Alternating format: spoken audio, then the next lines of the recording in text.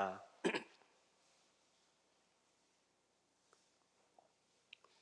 마태복음 22장 34절에서 40절까지의 말씀 함께 보겠습니다. 신약 성경 39쪽 근처가 되겠습니다.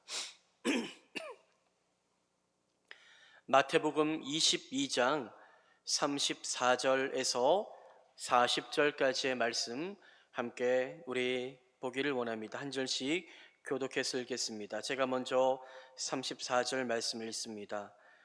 예수께서 사두개인들로 대답할 수 없게 하셨다 함을 바리새인들이 듣고 모였는데 그 중에 한 율법사가 예수를 시험하여 묻되 선생님, 율법 중에서 어느 계명이 크니까?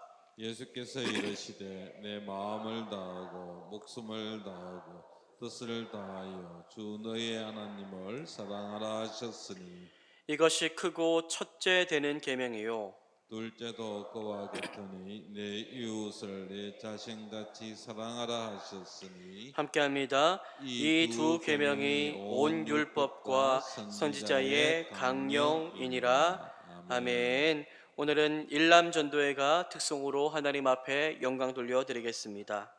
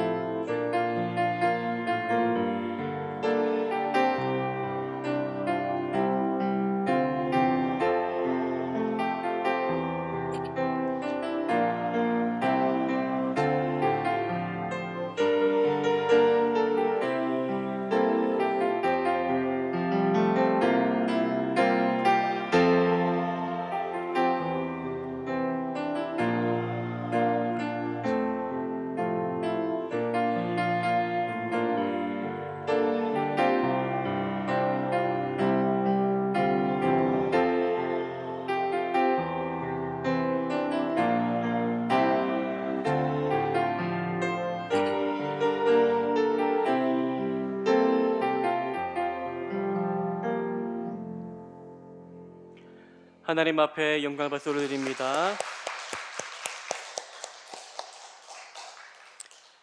오늘도 하나님께서 우리의 예배를 받아주실 줄 믿습니다. 우리의 모든 문제, 아픔들, 우리의 모든 연약함들까지도 주 앞에 맡겨드릴 때에 성령께서 우리를 도우시고 하나님이 응답 주셔서 우리의 삶에 회복과 은혜가 넘치는 복된 은혜의 시간 되기를 축복합니다. 오늘의 시간 또 하나님 말씀을 나누고자 합니다. 계속해서 예수님은 공격을 당하시고 계십니다. 예수님을 반대하는 무리들이 많았지요. 그 무리들로 인하여 예수님은 계속해서 거듭 공격당하시고 계십니다. 지난주 금요 기도회 때 바리새인들과 헤롯 당원들이 합심하여서 세금 문제를 가지고 예수님을 어려움에 빠뜨리려고 한 말씀을 나누었습니다. 또 이틀 전 수요 예배 때 사두개인들이 부활 문제를 가지고 또 예수님을 어려움에 그렇게 빠뜨리려고 하는 모습을 함께 나누었지요. 하지만 예수님은 그들의 모든 시험과 유혹에 지혜롭게 대답하시며 도리어 그 시험을 통하여 하나님의 뜻을 선명히 드러내시는 놀라운 일들을 행하시고 계십니다. 오늘 읽은 본문에도 예수님을 정말로 공경에 빠뜨리고자 하는 사람들이 찾아왔지요. 역시 예수님은 이러한 시험을 통해서 도리어 하나님의 뜻을 선명하게 밝히시는데요. 오늘은 또 누가 예수님을 시험하고자 찾아왔습니까? 오늘 누가 왔지요? 율법사가 왔는데 바리새인들이 왔다라고 말씀하고 있습니다. 바리새인들이 또 찾아왔지요. 바리새인들은 참 대단합니다. 포기를 모르고 참 끈질깁니다. 얼마나 끈질긴지 어떻게 해서든지 예수님의 덜미를 잡고자 호시탐탐 노리는 자들이 바로 바리새인들이었지요. 얼마 전에 조금 전 사두개인들 바리새인들과 또 적대 관계에 있었던 사두개인들이 예수님에게 케오패를 당했다는 이야기를 듣고 또다시 바리새인들이 예수님 앞으로 온 것입니다. 바리새인들과 사두개인들은 그 당시에 본래 사이가 좋지 않은 당파였지요. 요즘 말로 하면은 진보 보수라고 할 수 있을 정도로 서로 완전히 다른 색깔을 가진 자들이었습니다. 그런데 그러한 그들 서로 달랐지만 한 가지 동일한 목적이 있었는데 무엇입니까? 바로 예수님을 대적하고자 하는 것은 동일한 마음이었습니다. 이번에는 사두개인을 대신하여 바리새인들이 다시 예수님을 공격하고자 합니다. 바리새인들은 이전에도 한번 예수님에게 진 적이 있기 때문에 이번에는 좋은 또 대표를 세워서 예수님 앞에 데리고 나왔습니다. 누구를 데리고 나왔습니까? 오늘 성경을 보니 율법사를 데리고 나왔다라고 말씀하고 있는데요. 마태복음 22장 35절은 말씀합니다. 그 중에 한 율법사가 예수를 시험하여 묻되, 이번에는 바리새인들이 자신들 중에서 똑똑한 율법사를 예수님 앞으로 보내었습니다. 율법사란 말은 헬라어로 노미코스라는 말인데 율법에 아주 박식한 해박한, 요즘 말로 하면은 율법 박사, PhD 자격을 가진 사람을 이야기한다라고 말할 수가 있겠지요. 율법, 너무나도 많은 이 성경 율법에 대해서 그는 잘 알고 있었고 또 율법을 해석하는 것도 매우 중요했는데 해석하는 일에도 전문가가 바로 율법사였습니다. 이러한 율법의 전문가를 보내어 왜 율법사를 보낸 것일까요? 율법을 통하여 예수님을 시험에 들게 하고자 하는 목적을 가지고 그들은 율법사를 보낸 것입니다. 율법사는 예수님께 질문을 합니다. 그가 한 질문 자체는 아주 좋아 보이지만 그 질문에 담긴 그의 의도는 순수하지 못하였습니다. 예수님을 시험하기 위함이었지요. 율법사는 그러한 불순한 동기로 질문을 시작하였습니다. 어떤 질문을 하였습니까? 마태복음 22장 36절 말씀을 함께 한번 읽어보겠습니다. 시작. 선생님, 율법 중에서 어느 계명이 크니까? 율법사는 예수님을 찾아와 대뜸 예수님을 향해서 선생님이라고 부릅니다. 선생님. 디다스칼로스라는 말인데 지식과 그리고 가르침에 매우 뛰어난 유대 종교 지도자들을 일컬을 때 하는 말입니다. 선생님이란 말은 그렇게 잘 쓰는 말이 아니었습니다. 아주 해박하고 존경받을 만한 사람에게 선생님이라고 불렀는데, 율법사는 예수님을 이렇게 먼저 선생님이라고 부르며 예수님을 지켜 세우며 그렇게 질문을 시작합니다. 그가 어떠한 질문을 합니까? 선생님, 율법사가 율법을 묻습니다. 율법 중에서 어느 계명이 크니까? 라고 묻습니다. 율법 중에서 어느 계명이 큽니까? 이 질문은 단순한 질문 같지만 대단히 정말로 대답하기 어려운 질문입니다. 그렇죠? 마치 갑자기 똑똑똑 목양실 두드리고, 목사님, 성경 중에서 어떤 말씀이 가장 중요해요? 갑자기 물으면은 어떻게 대답해야 될까 고민할 수밖에 없는 그러한 질문인 겁니다. 당시 율법사들도 쉽게 대답할 수 없는 질문이었습니다. 이것은 예수님이 그토록 당신이 똑똑하다고 하는데 당신 율법 잘 아냐? 당신 율법을 얼마나 알고 있냐? 라는 것을 시험하기 위한 질문이었지요. 이 질문에 그가 가지고 있었던 의도는 무엇일까요? 예수님이 제대로 대답하지 못하게 함으로 인하여 예수님에게 실패감을 안겨다주고 예수님을 추종하고 따르는 많은 사람들이 예수님에게 실망하도록 하기 위한 목적을 가지고 있었지요. 그런데 율법사는 예수님의 대답을 듣고 깜짝 놀랍니다. 율법사는 대답을 듣고 진정 예수님을 디다스칼로스 선생님으로 여기게 됩니다. 인정하게 됩니다. 오늘 말씀과 병행 구절인 마가복음 12장 32절에서 그는 이렇게 고백합니다. 선생님이여 올소이다. 올소이다라고 고백하기까지 합니다. 아니, 예수님께서 도대체 어떻게 대답하셨기에 율법사가 이렇게까지 반응한 것일까요? 먼저 율법사가 한 질문부터 다시 한번 살펴보겠습니다. 선생님, 율법 중에서 어느 계명이 크니까? 율법 중에서 어느 계명이 크니까? 여러분, 이 질문은 율법 가운데서 중요한 계명 몇 가지 알려주세요. 첫째, 둘째, 이런 것도 있고 저런 것도 있고, 이런 질문이 아닙니다. 크니까, 율법 중에서 어느 계명이 크니까 라는 말은 메가스라는 말인데 가장 크고 가장 중요한 것이 무엇입니까? 라는 것을 묻는 거죠. 그러니까 수많은 계명들 가운데 어느 계명이 큽니까? 한 가지만 집약해서 이야기해 주십시오라고 묻는 것입니다.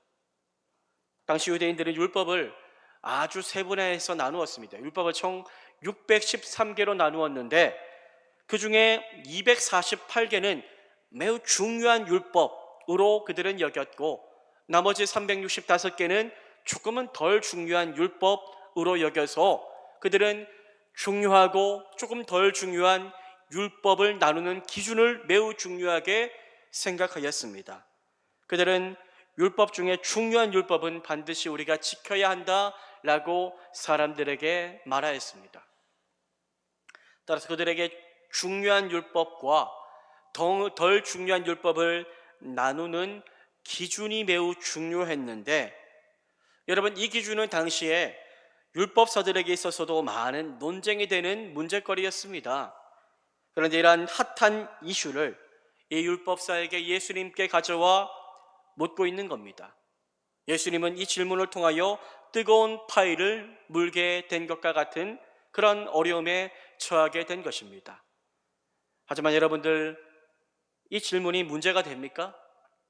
예수님에게 이 질문은 아무런 문제가 되지 않지요. 예수님은 질문을 듣고 즉시 망설임 없이 대답을 하십니다. 요즘 우리는 AI 시대를 살고 있지요. AI 하니까 좀 어렵게 느껴지는데 젊은 사람들은 AI 시대에 익숙한 시대를 살고 있습니다. 요즘에 이전에 사진 하나만 가지고 있으면은 수십 년 된 사진 하나도 이제 사진이 이렇게 굳어 있는데 웃게 해줘 하면은 웃는 사진으로 바꿀 수 있는 그런 시대를 우리는 살고 있고요. 손요래 목사가 잘생겼어 물으면 땡 틀렸습니다 라고 이야기하는 그런 시대를 살고 있습니다. 손요래 목사의 사진을 보니 날카롭지 못하고 동그랗고 이렇게 정확하게 대답하는 시대를 우리는 살고 있는 거죠. 챗 GPT라고 해서 여러분들 요즘 젊은 사람들은 많은 질문을 합니다. 많은 질문을 하지요. 그런데 챗 GPT, 이 AI에게 질문하면 인공지능도 어떻게 대답하는 줄 압니까? 생각을 합니다.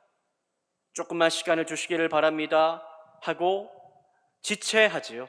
즉각적으로 대답하지 않고 여러 가지 검색을 거쳐서 빅데이터를 거쳐서 검색해서 자신의 생각을 이야기를 하는 겁니다. 아무리 여러분들 똑똑한 AI라도 즉각적으로 대답하지는 않더라고요.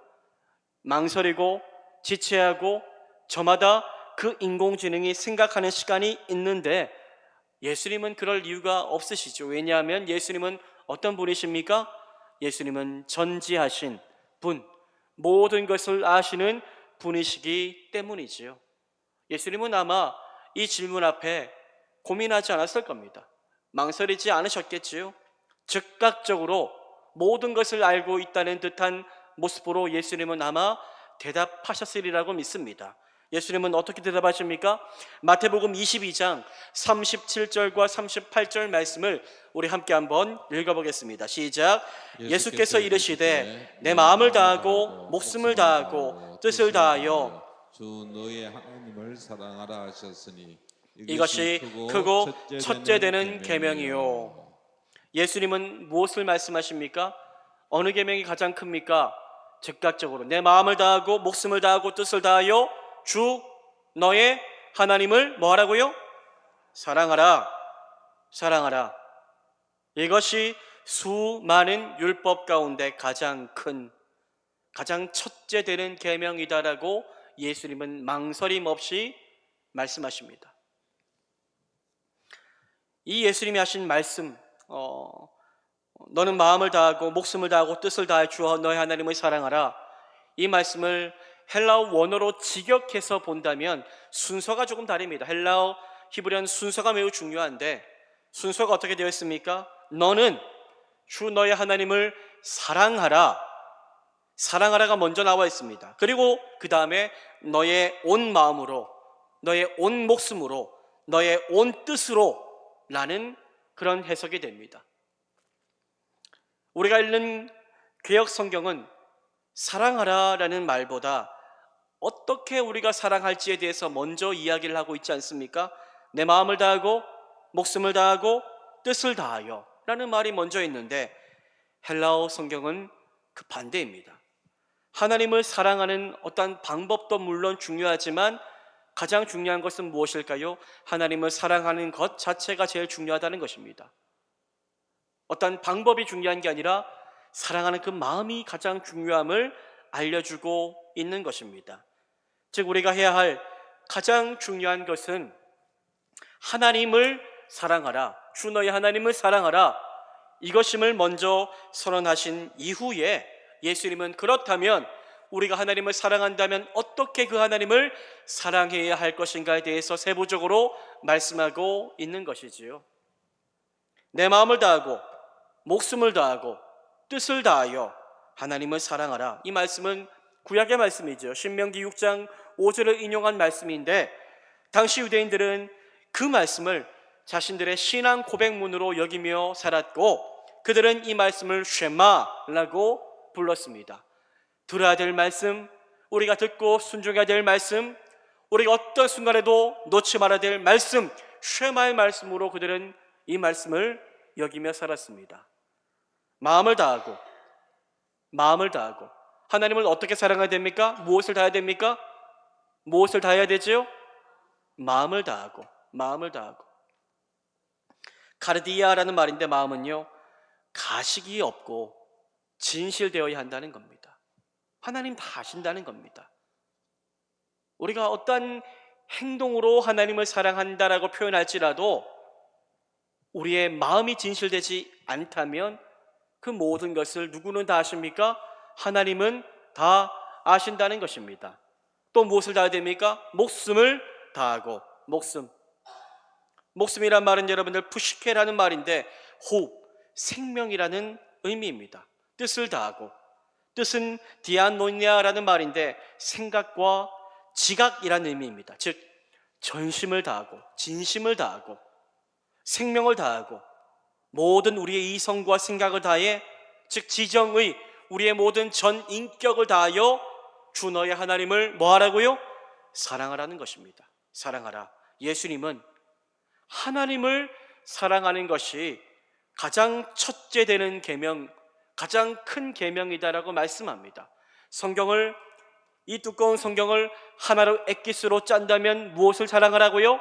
하나님을 사랑하라는 말씀으로 가득 차 있음을 말씀하시고 있는 것입니다.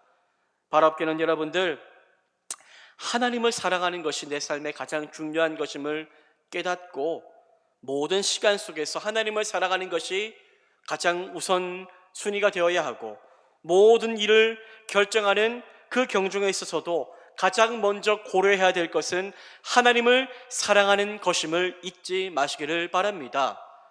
여러분, 예수님은 가장 중요한 율법이 하나님을 사랑하는 것이다 라고 말씀하십니다.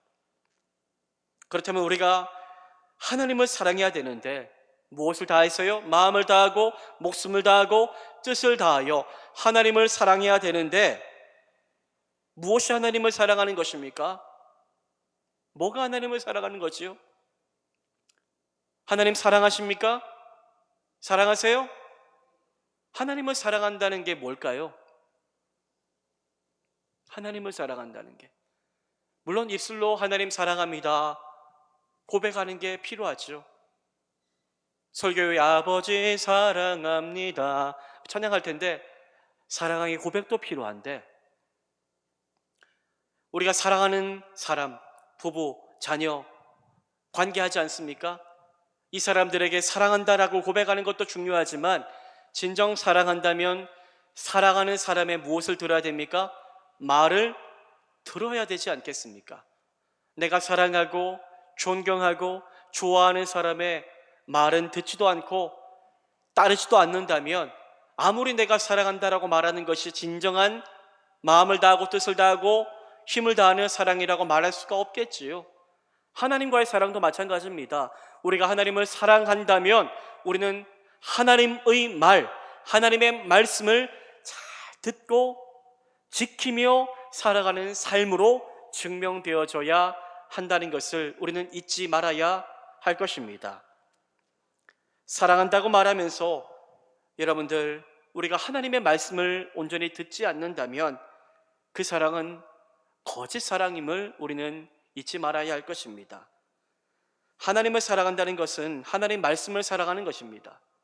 하나님은 나바르 말씀으로 우리 가운데 찾아오신 분이시고 말씀으로 우리 가운데 사랑을 고백하신 분 아니십니까? 우리가 하나님 말씀으로 인하여 진리를 알게 되었고 말씀으로 인하여 하나님이 나를 얼마나 사랑하신가를 깨닫게 되었습니다. 그렇기 때문에 하나님의 말씀을 정말로 소중히 여기며 그 말씀을 듣기를 기뻐하며 그 말씀 앞에 온전히 엎드리며 순종하며 살아가는 것이 바로 하나님을 사랑하는 삶이라는 것을 기억하시기를 바랍니다. 여러분들, 요한복음 14장 15절을 함께 한번 읽어보겠습니다. 시작. 너희가 나를 사랑하면 나의 계명을 지키리라. 너희가 나를 사랑하면 뭐 한다고요? 나의 계명을 지키리라. 나의 말씀을, 내가 전한 너희에게 들려준 말씀을 지키리라. 요한복음 14장 21절도 함께 한번 읽어보겠습니다. 시작.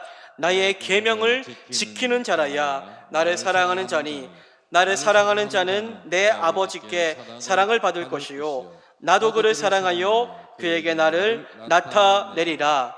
아멘. 나의 계명을 지키는 자라야 나를 사랑하는 자니.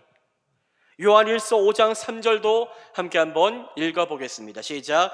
하나님을 사랑하는 것은 이것이니 우리가 그의 계명들을 지키는 것이라. 그의 계명들은 무거운 것이 아니로다. 아멘. 공통된 게 뭘까요? 하나님을 사랑하면 뭘 지킵니까? 하나님의 계명을, 말씀을 지키게 된다는 것입니다. 말씀을 귀담아 듣기 시작하고, 말씀 앞에 내 삶을 내려놓기 시작하고, 말씀을 따라 정말로 순종하며 살아가는 삶을 살아가게 된다는 것입니다. 내가 사랑하는 하나님이 하신 말씀이기에 그 말씀을 따르는 것이 기뻐하게 되는 거죠. 이것이 하나님을 사랑하는 방법입니다. 마음을 다하고 뜻을 다하고 힘을 다하고 생명을 다하여 하나님 말씀을 들으시고 그 말씀 앞에 기쁨으로 순종의 길을 걸어가는 진정 하나님을 사랑하는 저와 여러분 될 수 있기를 주님의 이름으로 축복합니다. 이렇게 예수님은 율법사의 질문을 듣고 가장 크고 첫째 되는 계명 말씀하셨습니다. 하나님을 사랑하라, 사랑하라. 그리고 거기에서 끝내지 않으시고 하나님을 사랑하는 것과는 절대로 떼어놓을 수 없는 둘째 계명이 또 있다라고 이어서 말씀하십니다. 마태복음 22장 39절과 40절 말씀을 함께 한번 읽어보겠습니다. 시작. 둘째도 그와 같으니 내 이웃을 내 자신같이 사랑하라 하셨으니 이 두 계명이 온 율법과 선지자의 강령이니라. 아멘. 예수님은 둘째 계명도 있다라고 말씀하시는데요. 둘째 계명이 뭐라고 말씀하십니까? 내 이웃을 내 자신같이 뭐 하라고요? 사랑하라. 똑같은 사랑에 대해서 말씀하십니다. 사랑하라. 하나님을 사랑하라에 이어서 대상만 바뀌었습니다. 이웃을 사랑하라. 이것이 둘째 계명이다. 이것이 이 두 계명이 첫째 계명과 둘째 계명이 온 율법과 선지자의 강령이다 라고 말씀하고 계십니다. 예수님은 결국 성경을 짜면 뭐가 나온다는 겁니까? 사랑. 사랑이 근본 정신이라고 말씀하고 계신 것입니다. 하나님을 사랑하고 이웃을 사랑하는 것이 율법의 핵심이고, 그리하여 성경은 하나님은 사랑이십니다. God is love 라고까지도 말씀하고 계십니다. 그런데 중요한 것은 뭡니까, 여러분들? 중요한 것은 우리는 따로 떼어놓고 생각하잖아요. 첫째, 둘째. 아닙니다. 첫째 계명과 둘째 계명은 결코 떼어놓을 수 없는 것입니다.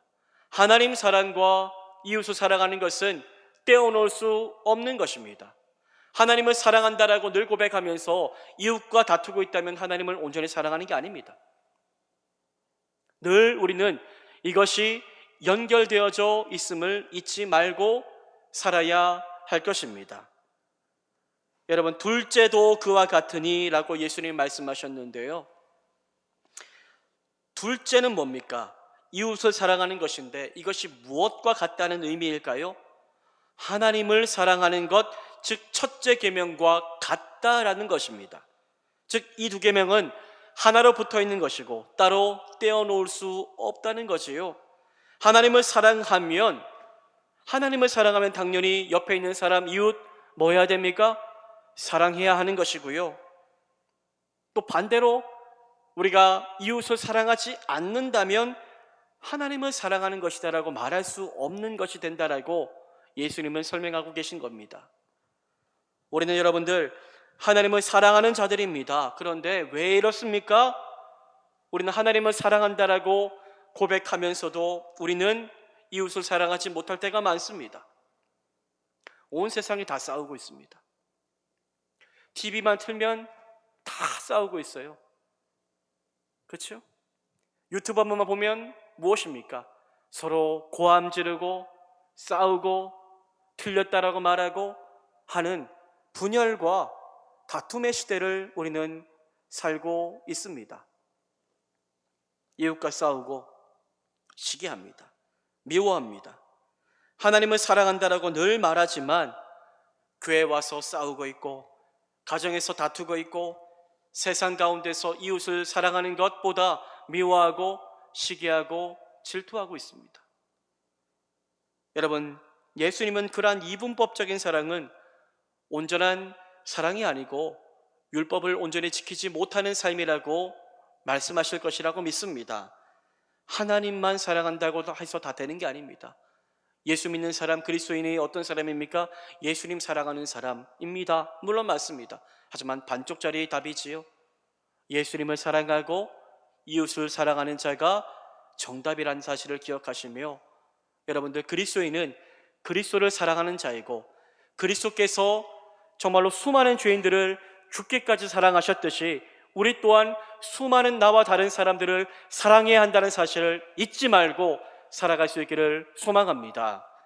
교회는 하나님을 사랑하는 자들의 모임입니다.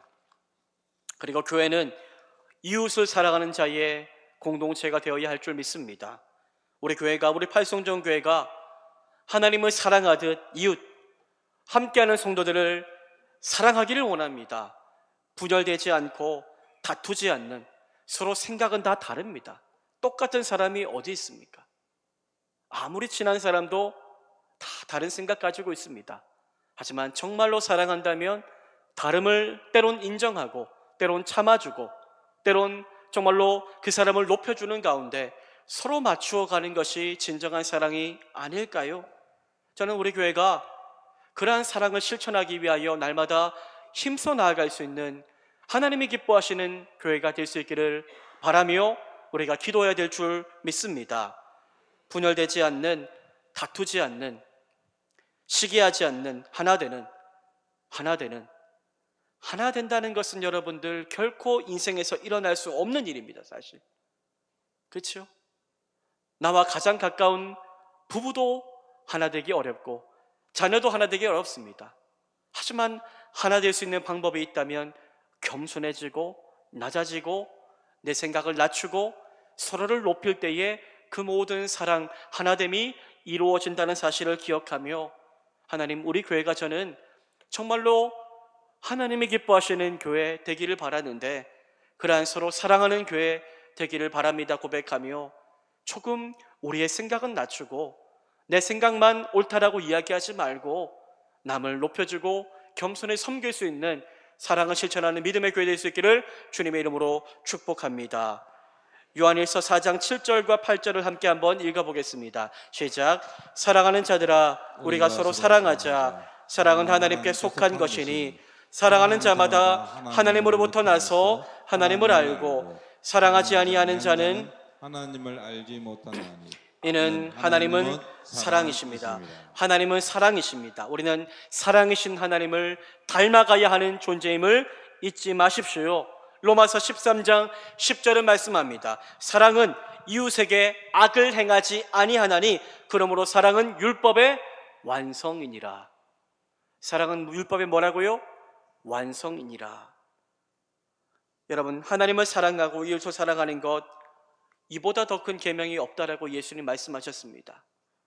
하나님을 우리가 조금 더 온 힘을 다해 진심으로 사랑하기를 소망합니다.